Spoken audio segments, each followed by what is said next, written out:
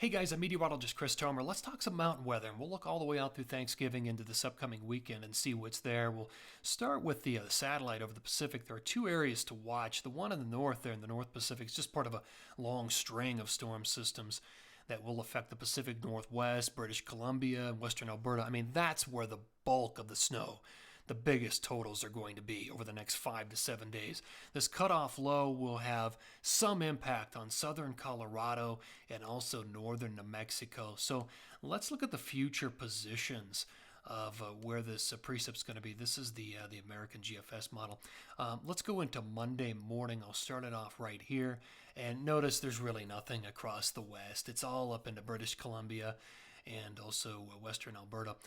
By Tuesday morning, still nothing in Utah, Wyoming, Colorado, New Mexico, but that low is starting to affect and push snow into the high Cascades and the volcanoes there, Oregon and Washington. Still snowing in BC, western Alberta, some snow there in northern Idaho.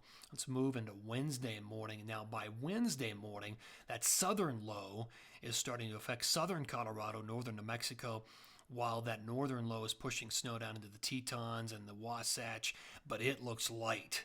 It looks light and it looks fast moving as well. All right, let's move into Thursday morning. By the time we get into Thursday morning, all that action's gone. That's how fast moving it is, and we'll have to refocus to the next low, which is going to hit the Pacific Northwest and into BC.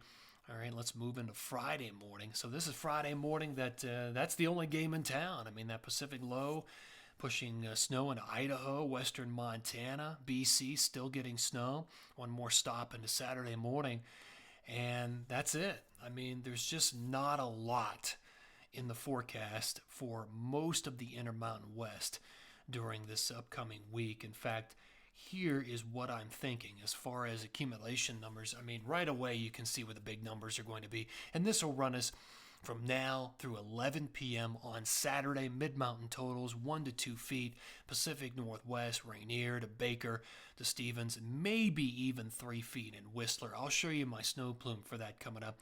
But nice totals into the interior, Revelstoke, Fernie, Panorama, up to Marmot Basin and Sunshine. Very consistent snows throughout the week. It'll come pretty much each day up there. Schweitzer, Big Sky, two of the better locations there. Light snows through the Tetons and the Wasatch. Southern Colorado is where you're going to want to focus into northern New Mexico for most of this week. So let's zoom in on this. Here's my snow plume model for Whistler, Blackcomb through the 28th. And by then I'm pushing 2-3 feet by the 28th. And you can see how it's very consistent with 2 or 3 different storm systems throughout that entire time frame.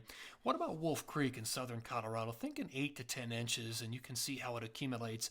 This is one place you want to look at for Thanksgiving because you can see between the 23rd, 24th, and 25th, we reach about 8 to 10 inches. But I mean, overall, when you look at the West, and I'll go back to these totals here, and this is where we'll end. Through 11 p.m. Saturday, I mean, the biggest numbers are all Pacific Northwest, BC, western Alberta, southern Colorado. So that's what you want to look at for the week. There you go. Always appreciate you tuning in here. Take care and have a great Thanksgiving.